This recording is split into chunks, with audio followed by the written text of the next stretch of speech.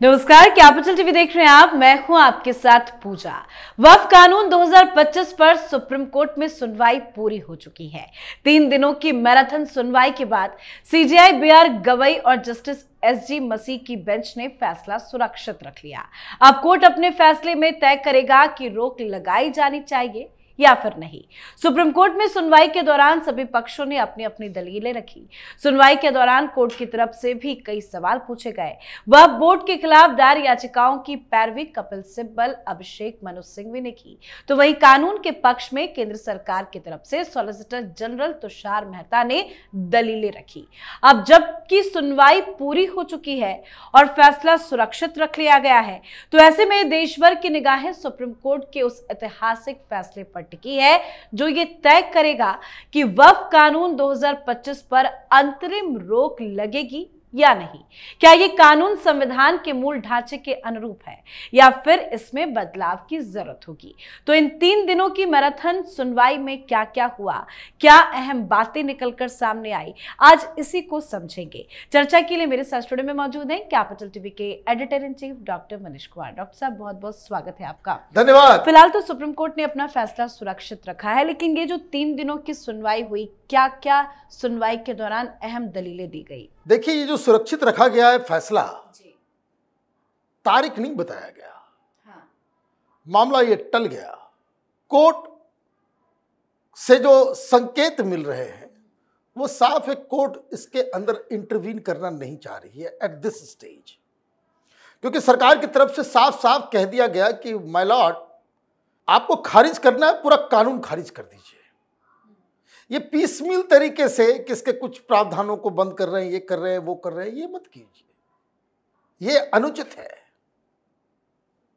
वैसे ही दबाव में है कोर्ट।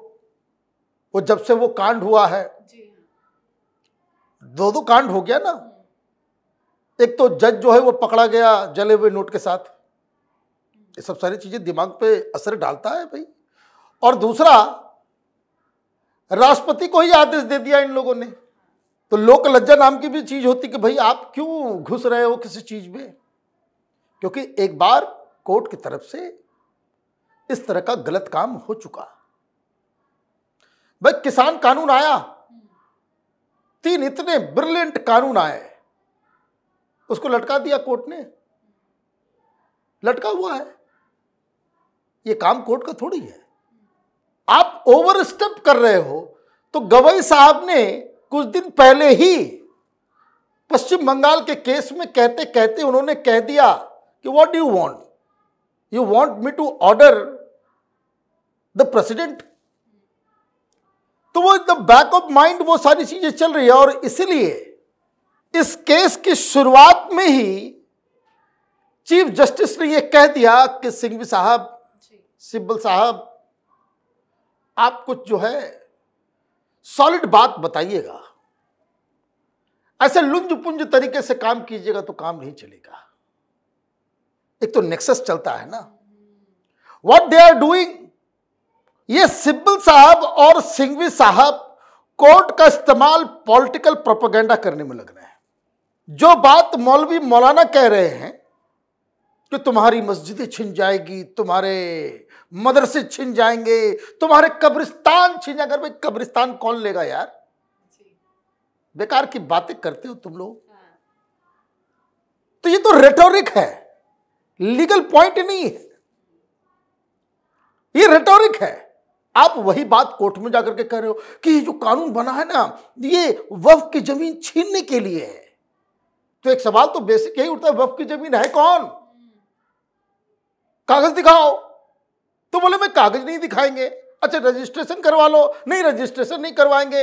अरे भाई, देश कानून से चलेगा, हिसाब किताब से चलेगा कि कल कपिल सिब्बल के घर को ही कह देगा ये वक्फ बोर्ड की वक्फ की जमीन पे बनी हुई, तब क्या करेंगे कपिल सिब्बल? तो आर्गुमेंट इनके पास नहीं है। और जो कुछ भी हल्का फुल्का आर्गुमेंट इन्होंने दिया, तुषार मेहता साहब ने गजब कर दिया। ऐसा बैंड बजाया, मैंने कम से कम इन 3 दिनों में 30 बार जो है इनकी बेइज्जती हुई है, धड़े धड़े। तो जैसा भी सवाल कर रहे थे, कोई घूम फिर के वही पुराना किस बात की सुनवाई हो रही थी? 3 चीजों की, कि भाई कि जो वक्फ की घोषित प्रॉपर्टी है उसके डी नोटिफिकेशन का, चाहे वो अदालत से घोषित हुआ हो, चाहे वो वक्फ बाय यूजर हो, कुछ भी हो, दस्तावेज के जरिए हो, उसके ऊपर अभी कार्रवाई नहीं हो। दूसरा था कि गैर मुस्लिम सदस्यों का वक्फ बोर्डों में शामिल होना, और तीसरा था कि वक्फ संपत्तियों को सरकारी भूमि के रूप में चिन्हित करने के तरीके के ऊपर। ये 3 बातें थी। अब खन्ना साहब आए, खन्ना साहब चले गए, खन्ना साहब रिलीव, अबे चलो इस चक्कर में नहीं फंसना पड़ा जी। गवई साहब आ गए। गवई साहब ने बोलते बोलते ये भी बोल दिया कि चलो भाई मैं बहुत कम समय के लिए हूं। मतलब आप ये समझिए, आर्गुमेंट कर रहे हैं सिब्बल साहब, और उसमें जज साहब कर रहे हैं कि सिब्बल साहब आप क्या बोल रहे हो, आप पे लग रहा है बहुत सारा दबाव है। दबाव हमारे ऊपर भी है, लेकिन अच्छा है कि हम ज़्यादा दिन तक के लिए नहीं है। इससे बढ़िया तो हाई कोर्ट में ही काम कर रहे थे तो बड़ा अच्छा लगता था वहाँ। भाई अभी समर वेकेशन चल रहा है, इट्स अ वेकेशन बेंच। मैं ये बता दे रहा हूँ क्यों, आप समझ जाइए कि क्या खेल होगा। ये वेकेशन बेंच चल रहा है, 1 सप्ताह तक के लिए चला। अब ये 3-4 दिन तक तो हो ही गया, 2-3 दिन और चलेगा ये बेंच, फिर दूसरा बेंच आ जाएगा, है ना। तो जब इस बेंच में 3 दिन के अंदर, जिसकी उम्मीद नहीं है कि ये जजमेंट आ जाए, ये जजमेंट नहीं आएगा, तो फिर तो गया 2 महीने।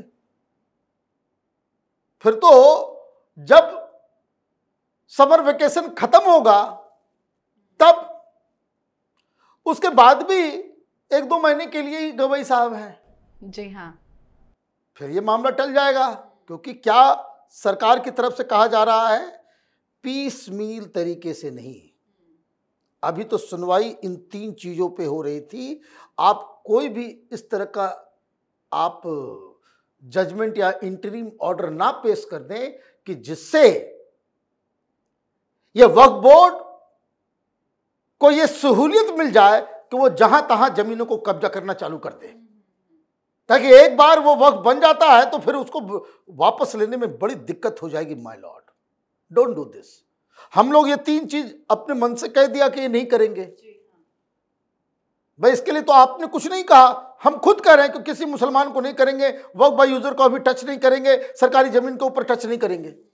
फिर ठीक है, तो नहीं कह रहे हैं कि नहीं, देखिए तो सेकुलरिज्म का और इसका जवाब नहीं है। तो एक बड़ा इंटरेस्टिंग चीज मैं बताता हूं। इस पूरे खेल में जो आर्गुमेंट का मूल भाव आपको समझ में आ जाएगा। एक तो ये जो सेकुलरिज्म का चरस है, वही तुषार मेहता ने कपिल सिब्बल को चटा दिया। बोला भाई ऐसा है, बड़े सेकुलर करते हो, ये वक्फ जो है ये अपने आप में एक सेकुलर इंस्टीट्यूशन है जी। हाँ, क्यों भाई? क्योंकि वक्फ तो बड़ा अच्छा काम करता है, टेक्निकली करता नहीं है। वहां सिर्फ चोर उचक्के, वहां पे डकैती हो रहा है, वहां पे ये मुस्लिम समाज कह रहा है। मैंने तो जितने भी मुस्लिम मौलवी मौलानाओं से हमने बात की, सब करे कि भाई सब चोर बैठे हुए हैं, सब चोरी कर रहे हैं उसमें। हम लोग आइए इंटरव्यू दीजिए ना। बोला नहीं पागल है, बोलेंगे तो हम हमारे पीछे सब लोग पड़ जाएंगे। सबको मालूम है जन्नत की हकीकत, लेकिन कोई बोलने को तैयार नहीं है। तो इन्होंने उल्टा ही कह दिया कि भाई ये तो काम हॉस्पिटल बनाने का था, इंस्टीट्यूट बनाने का था, स्कूल कॉलेज खोलने का था, हॉस्टल्स खोलने का था, ये काम था। तो ये क्या है? ये तो सेकुलर काम है, इसका चरित्र सेकुलर है, and it is not a part of Islam's basic tenets. Waqf Islamic concept है, इसमें कोई डाउट नहीं है। मतलब बहुत सारे नेता है ना देश में कि ये ममता बनर्जी है, नाम से हिंदू है और काम से जो है पूरी इस्लामिक है ना। वही बात, यही आर्गुमेंट दिया गया कि waqf is a Islamic concept but it is not essential aspect of Islam. और सही बात है, अगर ये एसेंशियल एस्पेक्ट होता कि वक्फ बोर्ड और ये तो 57 देशों में हर जगह होना चाहिए था, कहीं नहीं। बिल्कुल बिल्कुल। ये तो हिंदुस्तान के सेकुलरिस्ट जो ज़्यादा प्याज खा करके वो अपने आप को नॉन मुस्लिम होने के बावजूद अपने आप को मुसलमान डिक्लेयर करने के बेताबी में रहते हैं कि कहीं कहीं से वोट आ जाए। ये वोट का खेल है, दूसरा कुछ नहीं है। अब जज साहब ने क्या कहा कि सॉलिड आर्गुमेंट दो, और ये जड़ में मट्ठा डाल दिया तुषार मेहता ने। क्यों? क्योंकि जब ये बेसिक स्ट्रक्चर नहीं है, then it does not contravene the fundamental rights that are provided under fundamental rights. 25 से 30 वो कवर नहीं करेगा, और जब वो कवर नहीं करेगा इसका मतलब है कि वो मुसलमानों का फंडामेंटल अधिकार नहीं है। इसलिए कोई भी कोर्ट अगर ये मान ले कि ये फंडामेंटल राइट इसका हनन नहीं हो रहा है, और उसके ऊपर उसके पीछे से ये बात जजेस को ये बताया जाए कि ये डेमोक्रेसी है माय लॉर्ड, और डेमोक्रेसी में कानून बनाने का अधिकार संसद के पास है, और संसद के अंदर पूरी प्रक्रिया के साथ और अद्भुत तरीके से इस पर डिबेट हुआ। यहां बैठा कोया सिंघवी साहब खुद पार्टिसिपेट किए, ये कपिल सिब्बल खुद पार्टिसिपेट किए। भाई ये लोग थे ना भाई।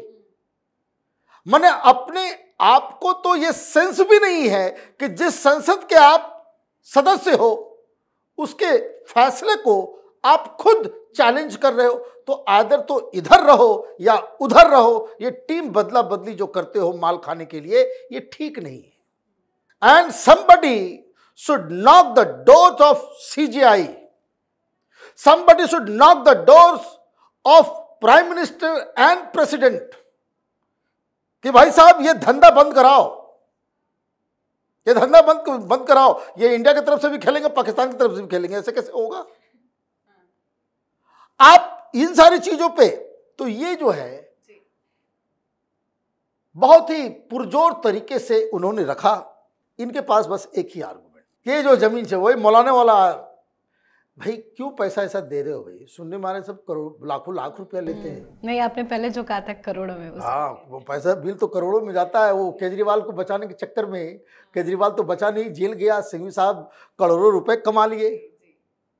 अभी देखिए सब कुछ शांत हो गया है। कारण ये केजरीवाल चोरी भी किया, डकैती भी किया, घोटाला भी किया, और वकील को पैसा भी सरकार का ही दिया। मैंने आप ये समझिए कि भ्रष्टाचार का क्या यहाँ पे सिस्टम है। एक और सवाल उठा कि वक्फ करने के लिए जो बोल रहे हैं कि 5 साल जो है वो उसको मुस्लिम होना चाहिए, आर्गुमेंट उठाया जा रहा है। बहुत छिछला आर्गुमेंट है। मैं क्यों कह रहा हूं, हो गया खत्म। अगर आएगा भी तो कुछ इनके फेवर में कुछ नहीं होने वाला है। कारण आप 3-4 आपने मेन आर्गुमेंट्स उठाए, और ये चारों आर्गुमेंट्स ऐसे हैं कि जिसमें वो आर्टिकल 25, 26, 20 ये जो रिलीजियस राइट है, धार्मिक स्वतंत्रता की आजादी के जो फंडामेंटल राइट्स है, वो इन्वोक नहीं हो पाता। आपने कहा भाई 5 साल का क्या है, को हमको बताना पड़ेगा 5। बोला भाई जरूरी है सर, इसके चक्कर में कितना बवाल मच रहा है पूरी दुनिया में, देश भर में। इस तरह से जो है किसी को भी भाई वो कपिल सिब्बल बोल रहे हैं कि भाई कि कोई आदमी डेथ बेड पे है, वो क्या प्रूव करेगा? अरे भाई डेथ बेड में है तो नए कानून के हिसाब से डेथ बेड का आदमी का परिवार उसमें फैसले में शामिल होगा, बेटी भी शामिल होगी, और यह आदमी मर जाता है तो विधवा भी शामिल होगी। ये क्या तमाशा है?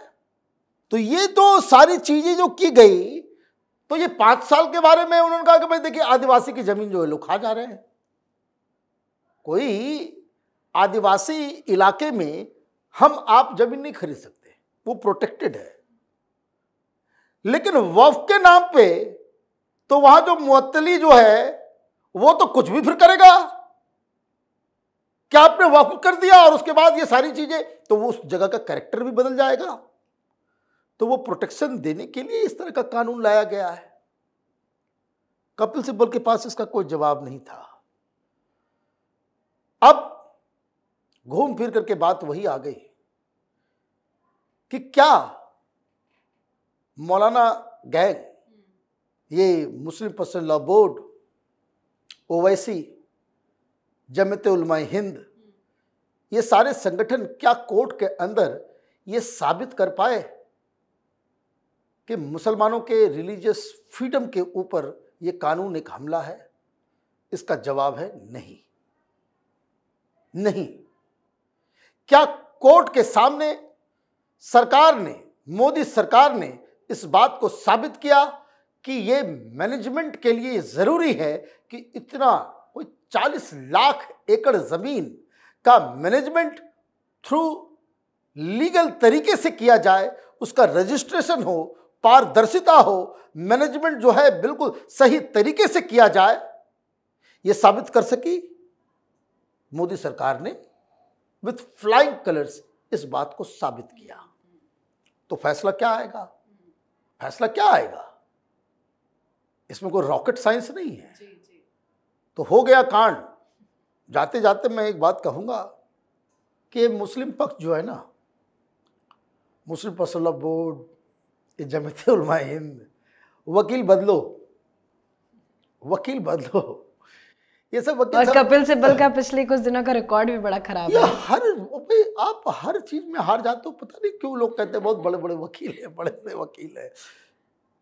तो जो हाल सीए में हुआ, जो हाल ट्रिपल तलाक में हुआ, और जो हाल राम मंदिर के डिसीजन में हुआ, ये उसी ओर जाता नजर आ रहा है। बिल्कुल सर, बहुत बहुत धन्यवाद समझाने के लिए। धन्यवाद। तो वक्फ कानून 2025 को सुप्रीम कोर्ट में चल रही सुनवाई को लेकर अब अपने निर्णायक मोड़ पर दिखती हुई नजर आ रही है। मुख्य न्यायाधीश बीआर गवई और जस्टिस एजी मसीह की पीठ ने 3 दिनों की मैराथन सुनवाई के बाद अपना फैसला सुरक्षित रख लिया है। ये मामला अब केवल एक सवाल पर टिक गया है कि क्या इस कानून पर अंतरिम रोक लगाई जानी चाहिए या फिर नहीं। फिलहाल फैसला सुरक्षित है, देखते हैं कब और क्या सुप्रीम कोर्ट इस पर फैसला सुनाता है। तो आप अपनी राय कमेंट करके लिखिएगा। देखते रहिए कैपिटल टीवी। नमस्कार।